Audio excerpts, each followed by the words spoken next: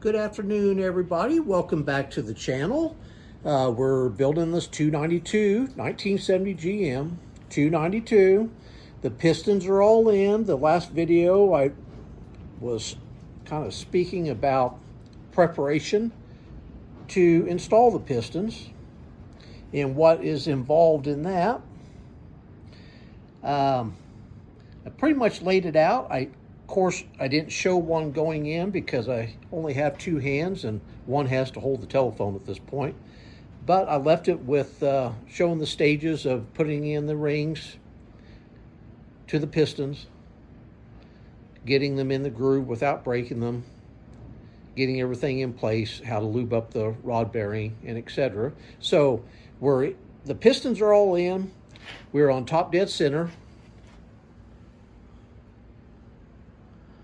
Everything checks out good, rotated it several times. Notice these holes for the head bolts go into the cooling system. You can stick a screwdriver down in there, clear down into the block.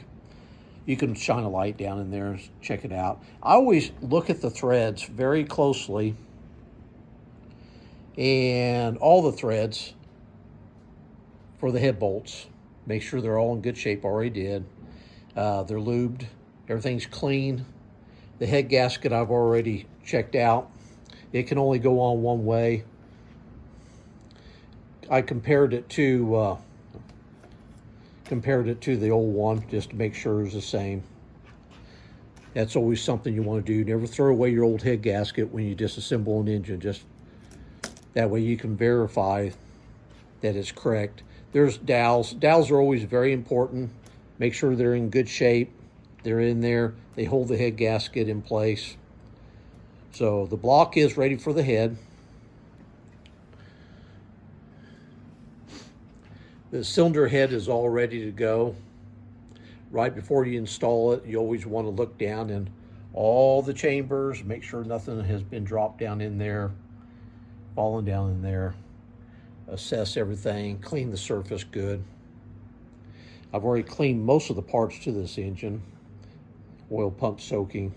The head bolts have been cleaned. I like using the Permatex aviation sealer on the threads, that screw into the water jacket. And then I, of course, lube the heads of the bolts. I showed you that in a previous video. You can use motor oil. You can use Howell's lubricant. I use both. But there's quite a little bit of torque on these. These actually torque to 95 foot-pounds. They're a 1/2-inch bolt, coarse thread. So they'll have a lot of pressure on them. A lot of people like to replace their head bolts when building the engine, and I do sometimes. Depends if it's a customer's or if it's mine. So it's up to you if you want to take a chance on older bolts. If they're pretty big bolts, at least 1/2 inch, I sometimes, if everything looks pretty good, they're not rusty, I'll reuse them on my own stuff. I've never had a problem. I have seen some broken head bolts before, of course, but over the past 44 years. But that's a choice of yours and a chance if you want to take it or not. So leave that up to you. So just wanted to show you guys what we're doing here. The head will be on in the next video. I think we'll have one more after that. We'll be putting on the sheet metal and showing what it looks like. Well, those were the key points I wanted to share with you.